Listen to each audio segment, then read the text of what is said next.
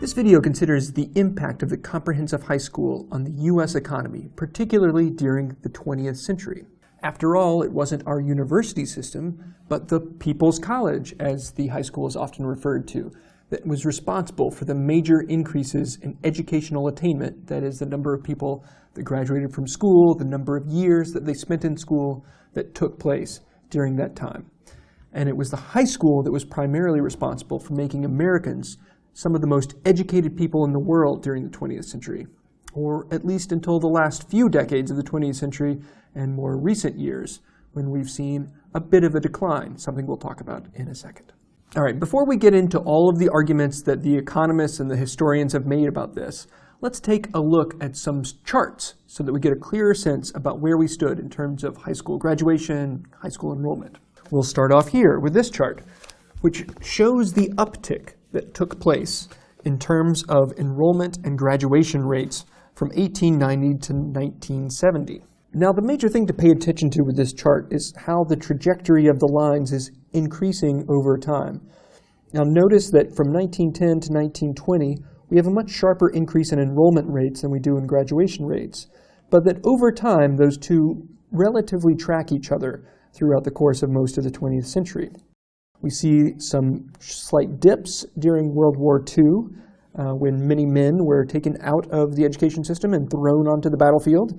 But then we have the march upwards again on both graduation rates and enrollment rates until we start tapering off in the 1970s. Now, to understand this uptick right here, we should take a look at this next chart, which shows us and helps us break down the increases in enrollment by sex and race since the 1940s. Now, looking at this graph, we can see that the major gap in terms of the percentage of people over 25 who are completing 4 years of high school, primarily this is a gap of race. And it's one that, while it remains, it does at least narrow from the civil rights movement forward. And then let's take a look at one more figure to help remind ourselves that even though the number of people graduating from high school is increasing during this period, most of them are not going on to college during the 20th century. And you can see that the number of people who get their bachelor's or higher rises over this time, but it's a pretty slow, gradual slope as it moves along. The real action in terms of the 20th century increases in educational attainment was with the comprehensive high school, that same thing we've spent this series of videos talking about. Now, what did all this education do for us?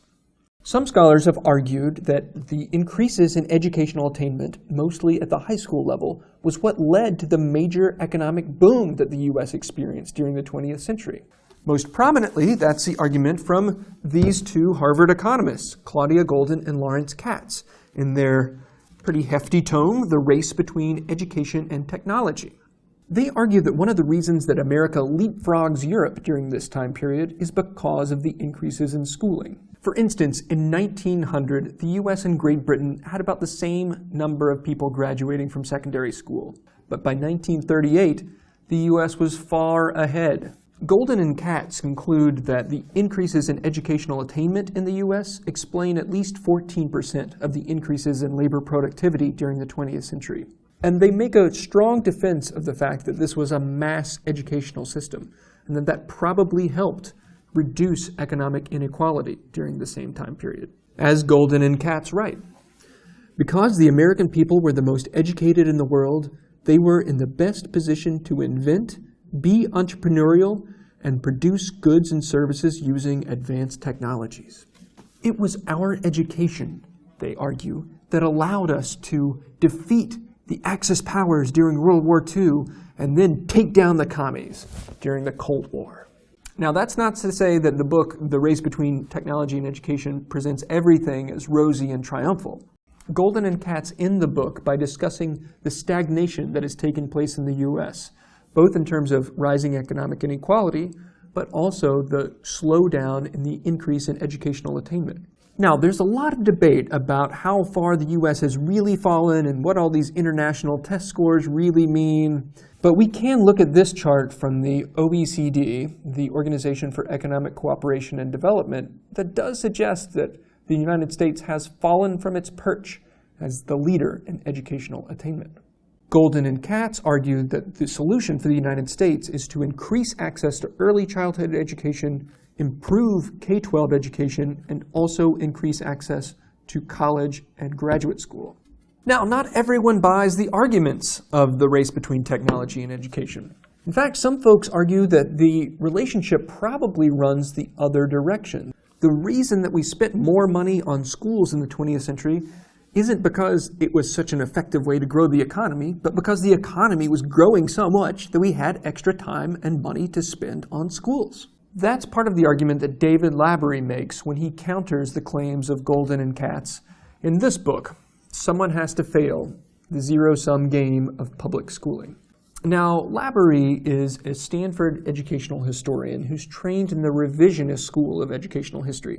And this was a school that got started in the 1960s and critiqued many of the glowing, idealized portraits of education that were portrayed by the first historians of education. Now, Labaree's first book took a look at Philadelphia's Central High School, so he has experience examining what it was that high schools did.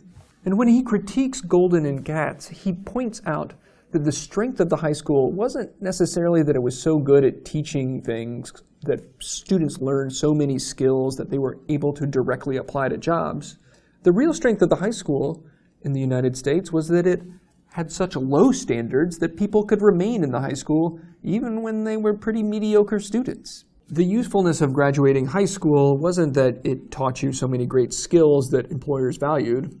What the employers valued was the fact that graduating from high school showed you could figure out how to do boring tasks and stick with them, that you could jump through arbitrary hoops. They wanted to know that sort of information so they could figure out who they could train on the job for the particular jobs that they had. The high school, in Labaree's view, did a decent job of ranking and sorting students for this labor market, but there probably were other ways that we could have figured out to do that much more cheaply than investing all this money in high schools and later college. He argues that by increasing all of these hoops to jump through, all these diplomas to get, we're basically running to stay in place. He says that pursuing a strategy of increasing educational enrollments becomes a counterproductive policy for American society, a very expensive and radically inefficient mechanism for promoting economic growth. In short, he doesn't give exactly a ringing endorsement of the arguments that the high school was a great engine of economic growth. But as a member of the revisionist school, Labaree is certainly not alone in this somewhat jaundiced view of public schooling in America. Other modern historians have noted that America's obsession with education as a means of providing equal opportunity has sometimes short-circuited our attempt to provide true equality through other means, like welfare or taxation or labor rights, stuff that's the bread and butter of many of the social democracies in Europe.